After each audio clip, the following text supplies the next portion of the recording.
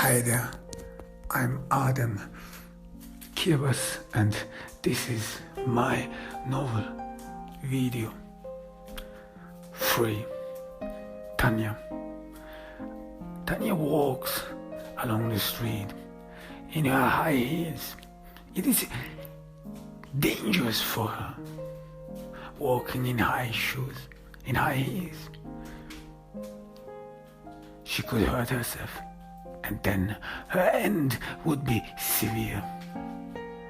But some days, her life is almost void and empty, that this risk gets feasible for her. When life gets unbearable, then she has to walk in high heels. She has to ensure herself that somehow that she can feel the pleasure of life. And what is the pleasure of life? What do people crave? What does she crave? She craves to be seen as a woman, to be seen as an attractive woman. And occasionally she needs to get the attention of other men who see her, men who think that she's attractive, who are attracted to her. She walks along the street, along the neighborhood. She can feel the gazes of the people. What an attractive woman. They will ask themselves or say to themselves, who is that girl?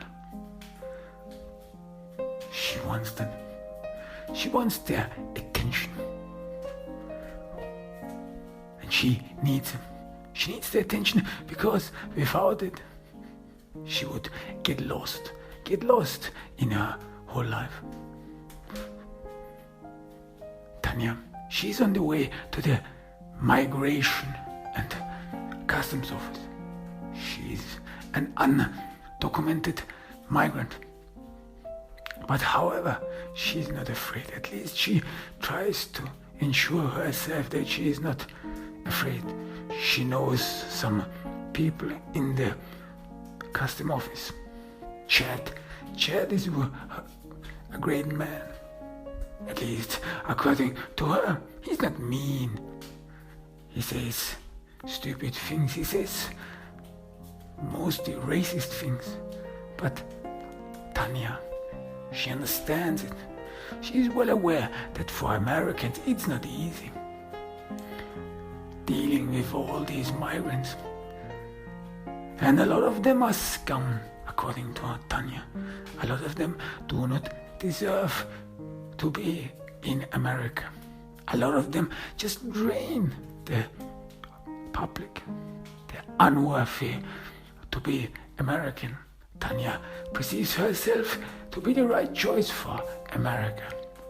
If she would get the chance, if she only would be allowed to be a legal migrant in America, she would show everyone how Americanism has been done, how you have to love America, that you have to appreciate it, that you have to appreciate this country you live in.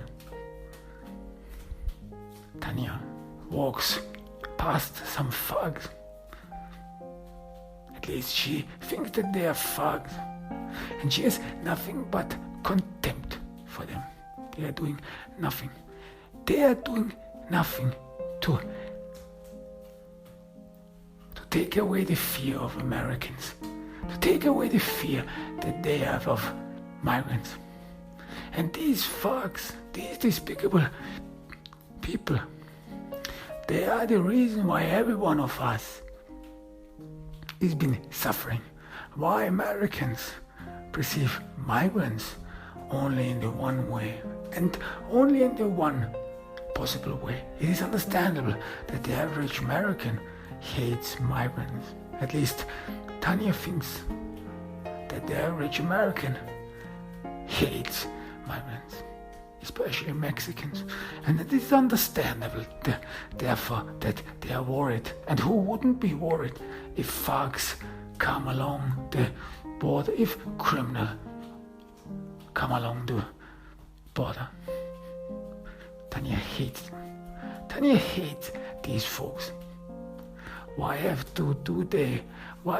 they make everything so complicated?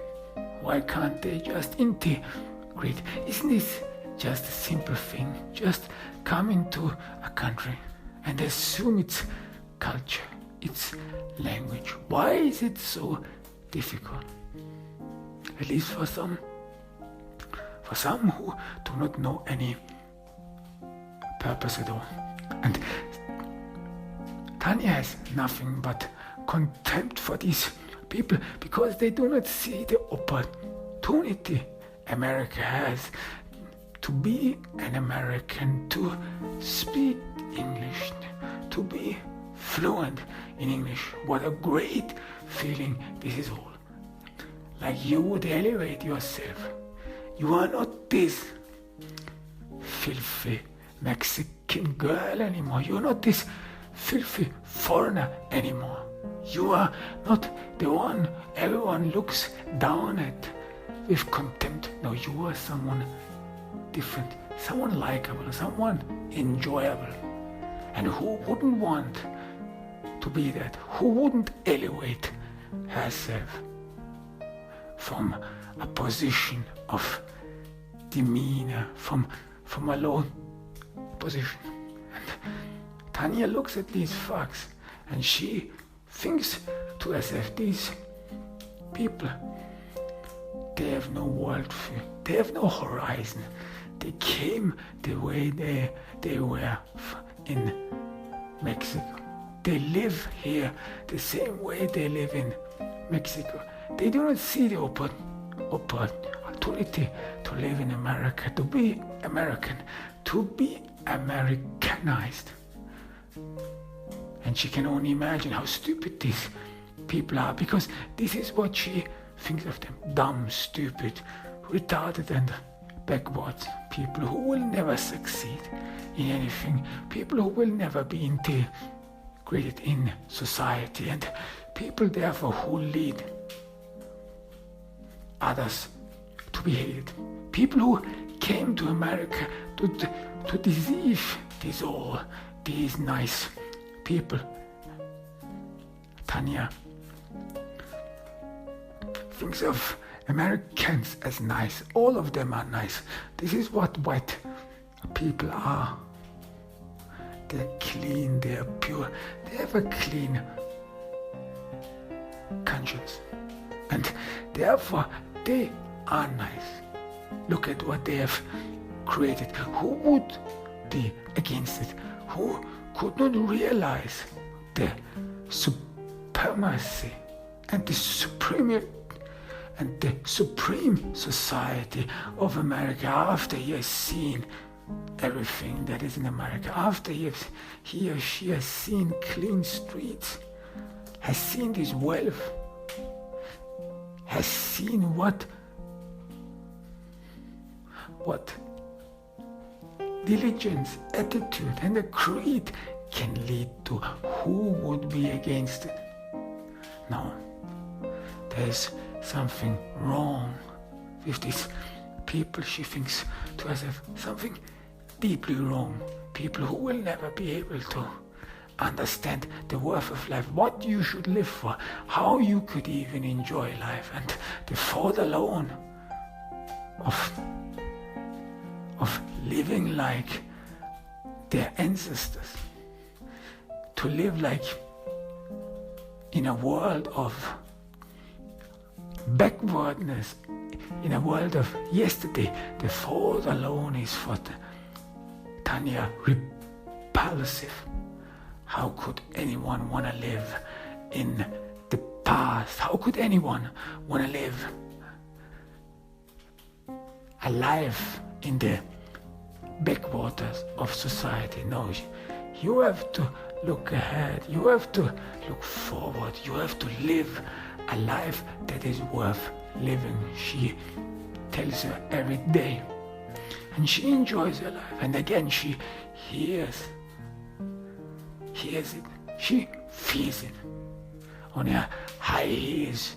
She sees again people gazing at her. What a beautiful woman she is. At least she thinks that everyone thinks and assumes that. And she needs it. She needs this feeling. She walks past a coffee shop, the new one. It hasn't been made only a couple weeks ago. Many men work there. Tanya realized that she walked past it. Many construction workers stopped and looked at her way, looked at this beautiful woman. And Tanya kind of was thrilled by all these gazes, by all the attention she got. Now she somehow misses these construction workers. She did not get to know them, despite the fact that most of them were migrants, North Americans, and she assumed some of them, like her, undocumented. However, she still enjoyed their gazes. But now there is a coffee shop there. There are young folks who live in a different world than Tanya, who sit there and drink their coffee, who chat there. Tanya doesn't go into a coffee shop. It is too tempting. In this coffee shop, they are selling candy or other dangerous stuff. Tanya does not like to be put in a situation where she has to be spontaneous, where she has to choose at once. This is dangerous. She's afraid that she might not be able or would not be courageous enough to choose the right way, to choose what is good for her, the right decision. This is hard struggle. This is what she is grappling with. People don't know that life, survival, depends on every day's decision you make. Whether you can successfully overcome the inner turmoil, whether you succeed in getting your head up. And this is what Tanya fears, a situation where she cannot handle herself anymore. It is about herself. It is about control of herself, of her desire, that she's been lost there, that she cannot make the decision which ensure her future. No, she doesn't go into coffee shops or in any candy bar. And she sees in the shop window of the coffee shop a young man who is holding a pen, and he is writing down something. It all seems so easy. It all seems as if it would be the normalest thing to do. From young age on, young Americans, young white Americans, they write down. They do not struggle when they have to write their own name. They do not struggle or are tearful while they're writing their own names. It's the normalest thing to do, to hold a little pen and be able to write whatever you want, to feel the rush. And she read about it, that some authors or some writers, they sometimes feel an urge inside them, an urge to write down something, that this would be a drive every author, or at least every good author, would feel after a while, as if he would be in a season of writing, as if there would be a proper time and a proper place for writing. This urge, it would not leave anyone. She read about it, but this was And this urge to write, she can well fathom it, understand it, because she too has the urge to write. She too has the urge to hold a pen in her hand, to write as if nothing would happen, to write even a diary. How many times did she hear about people or see in the movies, on TV, young American girls who write diaries, where it seems to be the easiest thing to do, just to write down your thoughts, even though it may be ridiculous. And for Tanya, this is, I don't have to write down my thoughts, they are always with me. But however, the possibility that you can write down your thoughts, and you can write them down so easily, this is thrilling. But as well as painful. There's a pain strikes through Tanya. She loses almost her balance. Walking on high heels is dangerous for her, life-threatening, dangerous. And she almost would have lost her balance, but yet she can recover. And there is this feeling again, this feeling that all is in vain, this feeling that she cannot go out of her body, that this body of hers, that this is weak, that is fragmented, that this body of hers over and over again, she has thought of it, that this body of hers is nothing but a prison she cannot escape from. And she feels her hand, she feels her right hand, she feels the tendon which is insufficient, the impairment, she feels the stigma, the devastation. How simple is it just to hold a pen, and she cannot succeed. She does not succeed. She's unable to write down her name. She grapples with it. She struggles with it. It costed her a lot, and she remembers her childhood. Her childhood in class. When she went to school, everyone in school was able just to write the simple alphabet. Do the enormous thing children do. Paint, use colors, understand them, understand the meaning of writing down words. And whenever she saw paintings, she always imagined the people who are able so easily just to paint, just to copy their thoughts on the wall. How easy must it be? How relieving must it be just to be able to do that? And Tanya was very tearful because she was always excluded from this thrill. She was unable. And this is her heritage. Her mother had it too. This is her Arabic heritage. Tanya is of Arabic descent. She doesn't know anything of Arabia. She doesn't know anything about Morocco, where she originated from, where her mother originated from.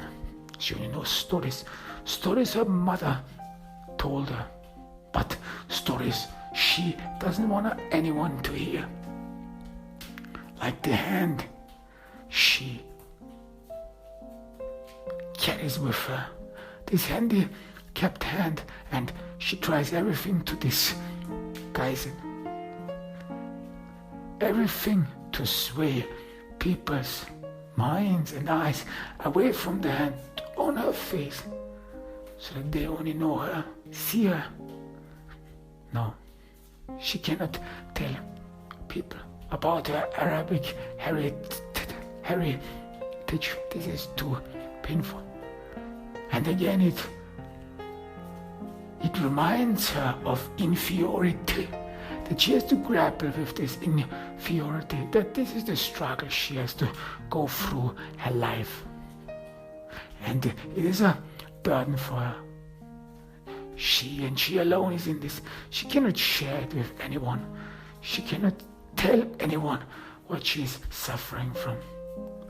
And all by herself. And again she feels pain mixed with hatred that she cannot break away from it, that she cannot break away from this life.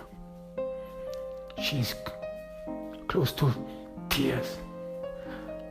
All is meaningless. She loses heart halfway through where she was intending to go. She's struggling to remind herself what she was actually up to in the first place. What she was doing, what purpose does her life have? And even though if she would become an American, which she craves so, which she is convinced she deserves more because she loves America.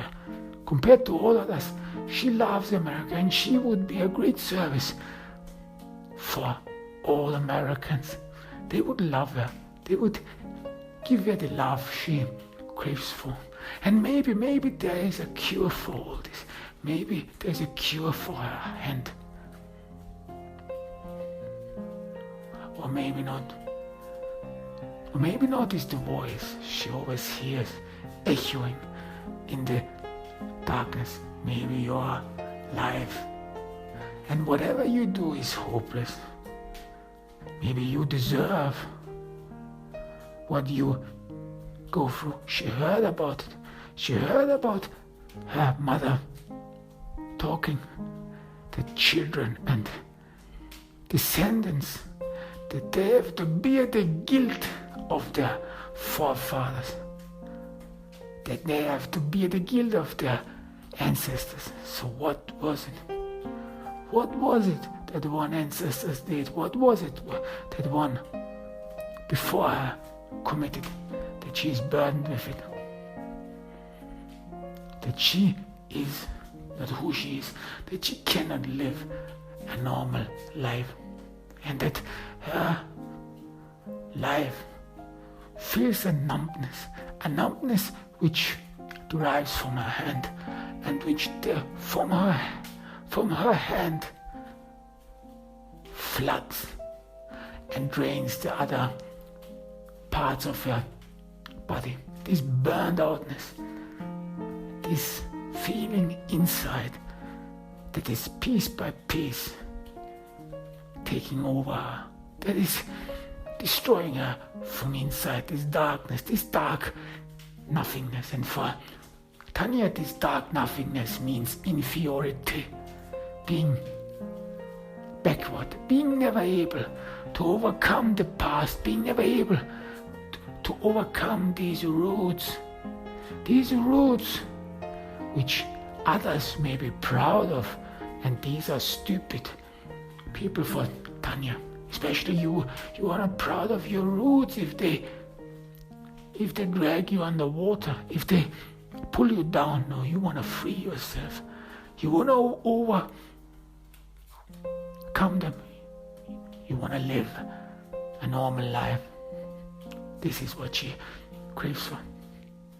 And Tanya remembers again, she was on the way to the migrant and custom office. No, she's not afraid of being deported back. She has served the migrant office, the custom officers greatly. She is indispensable for them, even though they might not openly admit it, but yet she knows that Chet, one of the custom officers, that he's fond of her. She thinks of Chet as a real American, grumpy, maybe a little bit racist, but he has his heart on the right place. He is a good guy, and he knows that Tanya is of great value, that Tanya is probably one of those migrants which is a role model of all others. Tanya helps the custom office to detect undocumented migrants. She has an eye for them. She sees immediately what one wants to cover, because Tanya understood. It's not that people keep themselves secret. It's not what gives them away, that they are secretive, that they live a life apart from the majority. No, what gives undocumented migrants away is their pretense, their compensation, their role acting. And she can see through it. She immediately notices when an undocumented migrant is unnatural, when his behavior or her behavior is not authentic. She immediately realizes that. And she can tell. And she helped a lot the custom officers to catch undocumented migrants. She would make a great police officer. Tanya is convinced of it. And how great would it be to wear the badge? And she occasionally wore the badge. Of course, not outside the custom office, not outside in public. She's still too scared. But yet she really enjoyed it. This is what it means to be American. This is how you can enjoy your life. She's again gained faith, belief. This will lead somewhere. This is what she always told herself. Whenever her life was at a point where she thought to herself, this has no use whatsoever. This is ending into nowhere, a dead end. Where is this life going? All these questions, when they flooded her mind, when they were about to drown her, she could always find a courage, a last straw where she could convince herself not that everything will be good. I mean, she did not really believe these fairy tales anymore, no matter what it is. Her handicapped hand is with her. Her life is confined into this body, and she cannot overcome this body. She cannot free herself from this body. But however, she could always convince herself, maybe I just have to linger on. Maybe I just have to go on, and then everything will turn for the better. Maybe then I will somehow be able to see the light of it, to overcome it. And that's what she has been doing all this time. That's what she could convince her many times, where she could swipe away the tears, the bitterness of life, and move ahead and be a valuable member. And Tanya threw herself into being an American. She read a lot about American history, about America, about what it means and what it feels to be America. She talks with a lot of them, and she is convinced that this would suffice to make her a good American. They would be proud of her, proud of this woman who understands what it is to be American, and who helps those Americans to protect themselves, to protect their neighborhoods of these criminals, of these thugs who can by no means appreciate the luck and the fortune they have to be able to live in America, to live in this country, to be among them, to live in civilization.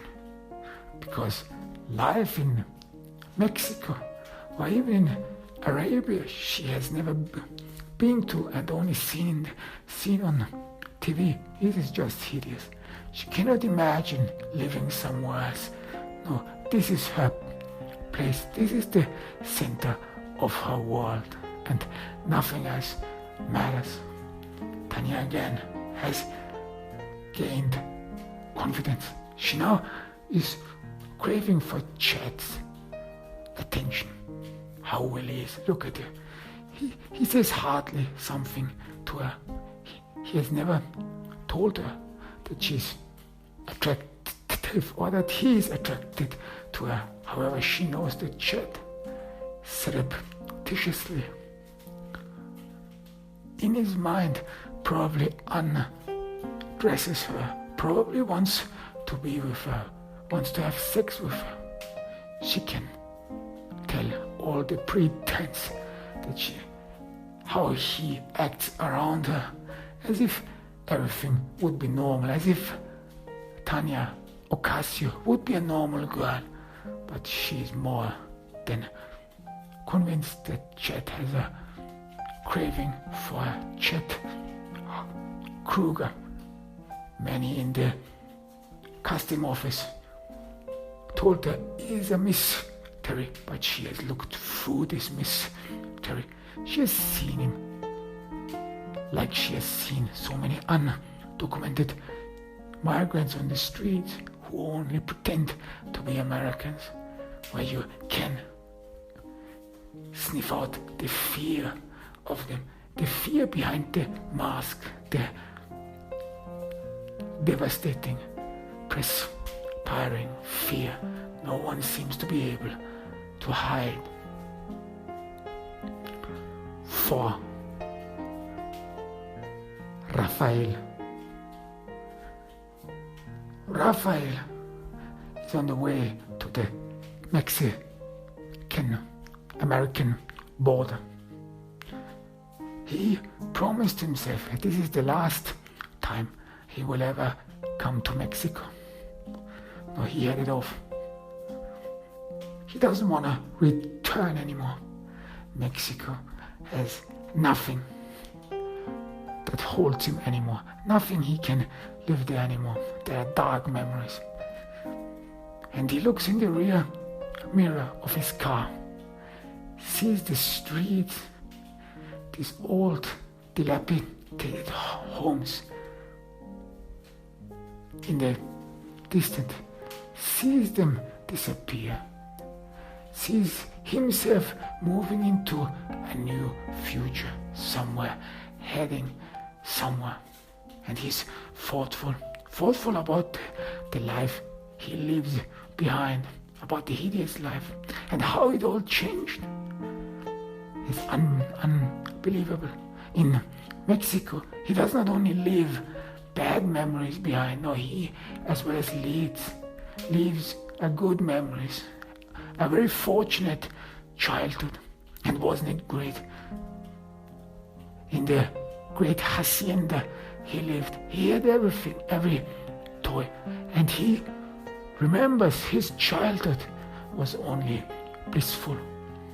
It was great to be a child in Mexico, living in this big hacienda, enjoying life. There was not one day in his childhood he did not enjoy. And his father and his parents, they loved him so much. They bestowed their love on him, especially his father, this man who always had time for him. Whenever Rafael would come into his office, his father would immediately lay down his work. He would always be there with some man. They would talk about business and all stuff Rafael back then did not understand. But his father, and he liked to be around his father and pretended to be him, his father. He had always time for him. He would always see him with pleasure. His eyes were gleaming. How is my son? How is my little lion? He would always ask Rafael, and Rafael would exclaim proudly, I'm fine, fine, Dad. What a joyous future he had ahead, and it was great being around them. He thinks of his father and his family still mournfully. They are gone. They will not return anymore.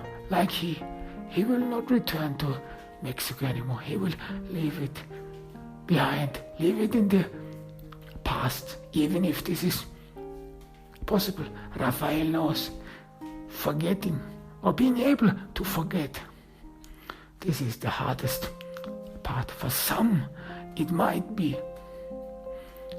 easier. Some struggle against forgetting. Rafael heard sometimes people who have lost loved ones, that they are grappling with forgetting, that they fight against forgetting, that they told him they forget their faces, and that they have to struggle to remember all these loved ones, how they were. Time is cruel. The human brain doesn't seem to be able to hold on thoughts, hold on people, as if only a small light would be shed in someone's brain, and this small light you can only take with you. You cannot see in the past and you cannot see in the future. Life is only in now, moments of now. And this now, that it would drain all the past, all the footprints which led to this very moment where you are aware of yourself. But for Rafael, forgetting would be a blessing. A blessing, even the good memories, even the joys youth he had, just leave them behind. Leave them behind like he drives away. Being able to just leave the memories in Mexico so that he could start over, so that the past doesn't drag him down, so that he does not have to put the loving father he loved, so his loving parents, the image of them, next to the unrelenting man, Fulgencio Santa Cruz, who was well known in the village and who was feared, who was called murderer, who was called villain, who was called cold-blooded. He wants to forget all this. He wants to forget the hate, this distorted faces of all these people who knew Fulgencio Santa Cruz, who had only but bad memories of him, who, according to Rafael, never saw his true face, never saw this loving and caring father, who was his world, and who could be different. Rafael later on always claimed that maybe the society his father lived in had to make him tough, had to make him cold-blooded. This was when he read all this stuff his father did, apparently with people, how many he killed, how many he buried alive, killed them and buried them in the desert. This is what life does to one. But Rafael, he was never cold-blooded like his father. At least he tells himself that. He could never imagine just taking a life of someone. But however, he could excuse his father. He had a tough youth, probably. And he had to go through some things. And survival was necessary. In the world he lived, at least later on, when he read about the world, because the world he lived, the world he grew up in was this big hacienda where everyone was nice to him, where he was the center of all attention. Now this was a different world from the world outside. He later on discovered a second world where people had to be someone different, where people had to struggle for survival. No, this is excusable, this is understandable. Rafael told himself over and over again. He tried to make sense of the hatred people felt towards his father. And then this fatal night when they stormed the hacienda, when he got up from sleep screaming. The nanny was screaming, but there was a second person screaming. It was his mother. At least he thinks it was his mother, because he never heard someone screaming in their home. It was devastating. It was as if it had penetrated Rafael's soul. He could not move. He was bolted on the ground. What was the scream of? It was filled with so much pain that brought tears in his eyes and made him unable to move, unable to do anything. He was lost. He saw the nanny. He saw Consuela, this woman who had so much love for him, who helped him to grow up. He saw her running past him. He saw her that she did not care for him at all. This woman who had told him before over and over again that she loves him like her own child. Now she just ran past him. Now she didn't even care for him, and she begged with these men to spare her life. She told these men that she has children at home, and that she was on her knees, and she begged for her life. But all was in vain. Rafael saw her being shot down, and it looked so easy. Just one falls down, like a game she was always played with him, when she said, "Now, if you leave me, if you are not around me, I will die." And then she would always lie down, close her eyes, and would for seconds pretend that she's dead. And Rafael would then say, no, I will not leave you. I will stay with you forever. You are my mommy. Rafael called the nanny occasionally mommy, even though he knew that he has another mommy, a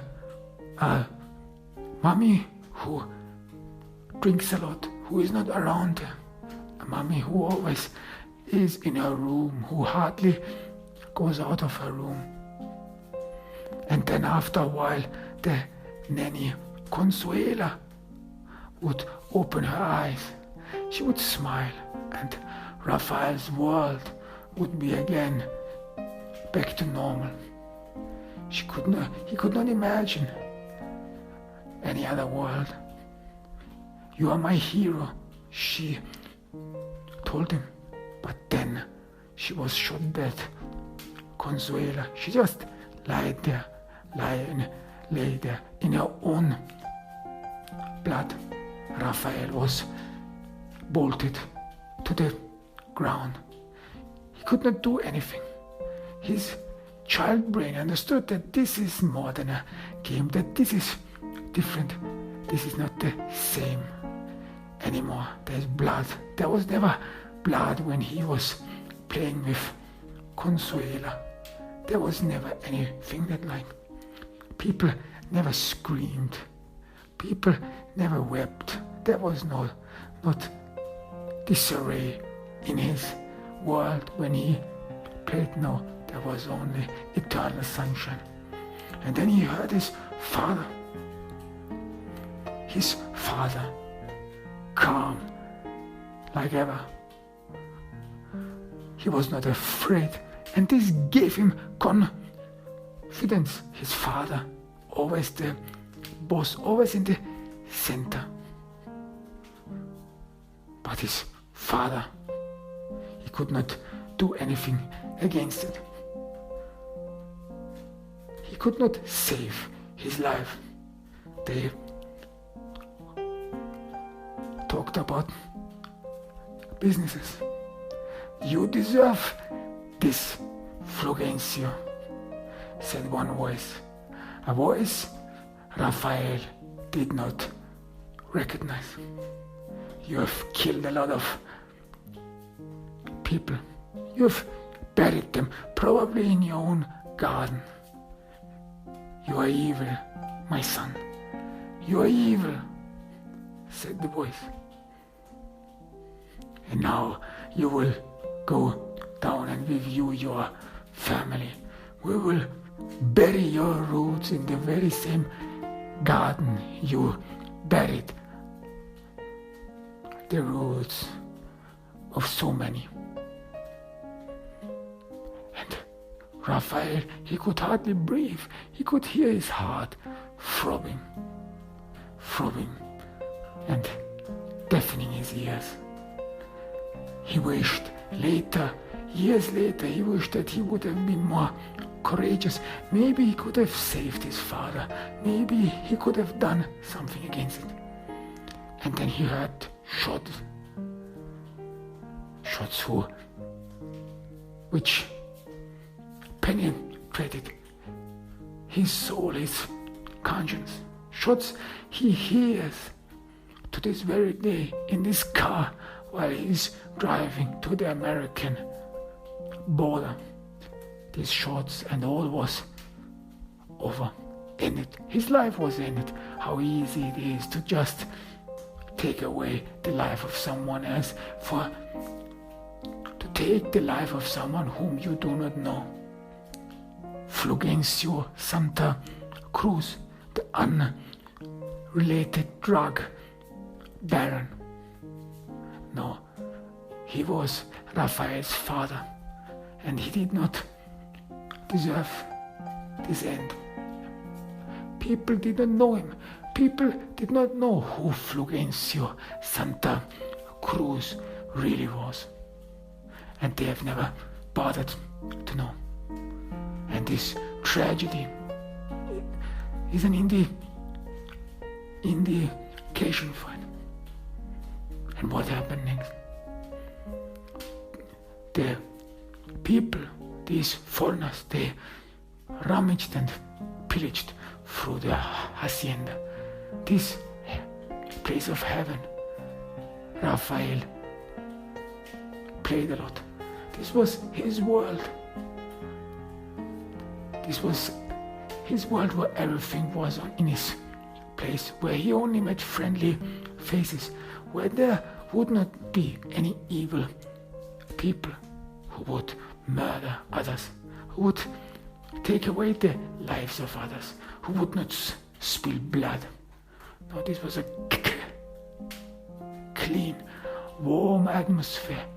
And even to this very day, Rafael, and in Rafael's memory, his youth was filled with sunshine, with joy, and with the taste of candy. And then one of the men walked past him. He stood in front of Rafael, and his eyes, his face was filled with hatred, was filled with disgust. It was one of the men. His father talked to Rafael, immediately remembered his face. This was one of the men he once met in his father's office, who looked at him thoughtfully. Rafael back then noticed something is off of this man. He looks indifferent. All others of his father's friends, as he always called them, they would always smile at him. They would always see Rafael with pleasure. They would tap his back or ruffle his hair. But he was different. He was cold. He was indifferent, nonchalant. And there he was again. And now it was like as if Rafael saw his true face, this face which was filled with hatred. Maybe it was his voice who talked to his father before. Rafael had never heard this man's face. At least he could not remember. He stared at Rafael, and for Rafael this was something new, because up to that point he always thought that this world is filled with nice people, that there are no people who has nothing but contempt for him. Rafael always grew up in the notion that no matter what he does, he can't do anything wrong. He was never chided. When everyone or when someone wanted from him something, whether he should act in a way, whether he should not yell or he should not disturb others, then he was always asked in a nice way. He was always comforted. There was always someone there for him who cared for him. And people always saw him with pleasure. But then things had changed. His world had changed dramatically. This was a different world which came from outside. And Rafael remembers the disarray of this home, the pillagers who carried everything they could carry away. This home, this heaven was destroyed by the world outside, and this man's face and his eyes he could vividly remember. The man raised his gun, and even though Rafael had played a lot with guns, but these were only toys, he knew that this was something serious. He still saw the body of Consuela drained in blood on the floor, and he was scared.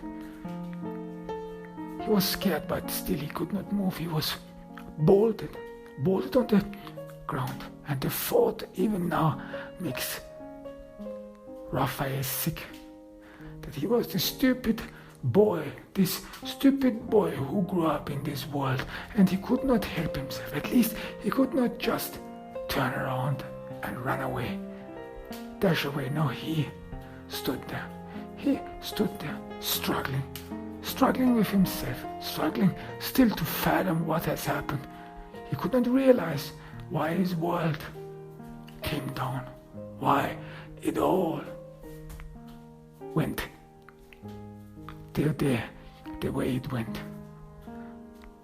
Later, people said Fulgencio Santa Cruz deserved what happened to him. He did not show any mercy to others, and nor did those people show mercy to him and his family.